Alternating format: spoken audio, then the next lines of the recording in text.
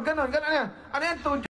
O magiging pangulo. Pati ba naman yung sign na tudyok-tudyok? Huwag po niya po usuin yan kasi pang-adik po yan. Ano mani? Adik? Paliwanag Ano? naman ni Dumagoso. Wala naman. Ang maangan sa pagbenta sa Divisoria. Kaya pala kasi organic ang tinitira. Organic is organic. Ang lutang, ito, si Pampilo Lacson lutang kasi iniwan ng mga kasama. Ano ba ng sabog? Ito, hindi lang sabog, ito lutang na lutang. Dalawa sa mga final kong batas ay yung pinakaunang kong final ay Ano bang tinira mo? Isang kilong shabu? O isang damtak ng shabu? yung pinakaunang kong final Mga presidente, Pacquiao, Lacson, Isko, Leni, parang membro ng mga paro-paruchi sa sobrang high ng mga tao na to, sa sobrang pangarap na maging presidente. Eto, presidente ko. And which are not exactly going the way of that the President Putin would have wanted it to. I suspect there will be domestic implications to whatever the peace agreement is going to be. I hope you're right, ma'am, that it will be done in 2 weeks because we are the entire world is suffering. But there will be a very big change because the how do you say the idea. I think some of the analysts have said, I don't know if you agree with this, is that President Putin is trying to reconstruct or recreate the Soviet Union under another name. So perhaps this was his move. Should he weaken as a political figure in his own country, in Russia, then certainly the policy, that policy of trying to gain territory through whatever means, as he says, because to provide for him a buffer to NATO, whatever the reason might truly be.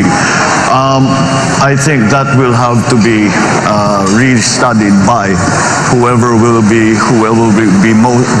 most dominant in Russian domestic politics after Putin.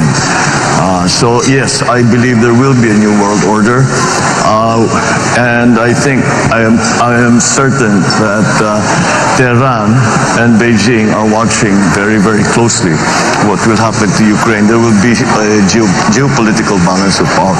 It also depends on what the reaction of the EU and the United States will be. I think the United States we can predict fairly accurately.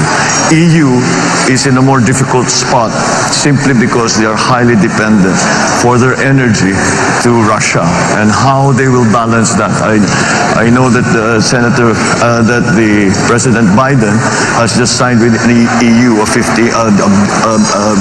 deal to supply from the United States and from other countries 15 billion tons of gas, which will cover some of the needs of the EU.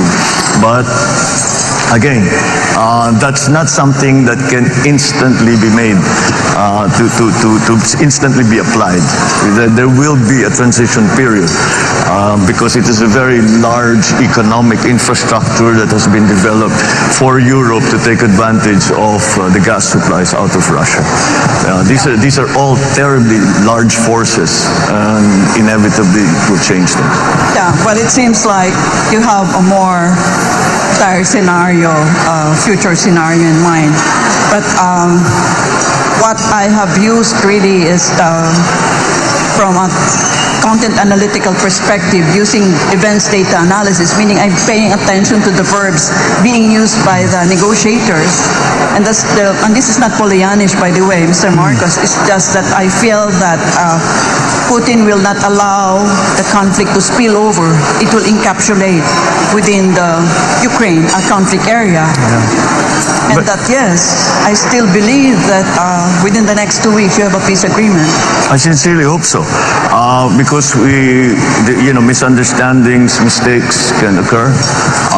With Poland being right there on the border of Ukraine, we already have had reports of missiles that mistakenly flew into Poland, and these are the kind of things that we have to be very careful about. I think maybe that is one thing that they can agree upon, Russia and the West, as we have referred to it often. Mr. Marcos, earlier, I don't know if you were around already when I asked questions about the projected state visit of Vladimir Putin here in the Philippines. Because the Duterte administration has only so many more breaths to take before the end of their regime, of their tenure. When you become president, will he honor that invitation that Duterte had given to him? To do a Certainly. state visit? Not just a visit, a state visit.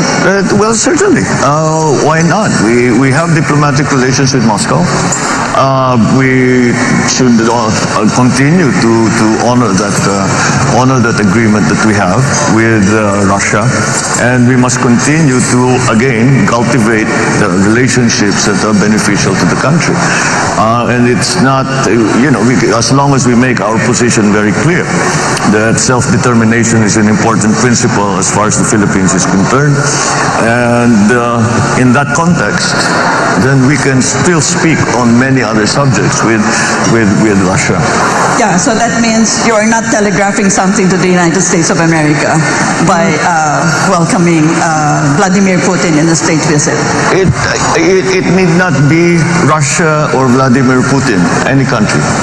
I think that would like to come and visit and would feel that there is something beneficial to be gained by furthering, strengthening relationships between our two countries is something that we should always be open to. Thank you. Thank you, ma'am. Ano pa hinahanap nyo? Yung presidenteng lutang-lutang, yung presidenteng tudyok-tudyok, o yung presidenteng di makasagot kung tatanungin kung nasaan o nung ginawa sa Divisoria? Oy, mga Pilipino, mag-isip kayo. Dito na tayo sa matalino, diretsong English, diretsong sagot. Kahit anumang sabihin lang magnanakaw, bakit? Nagnakaw ba sila? Napatunayan ba? Pilipino, BBM 2020, oy, panalo na.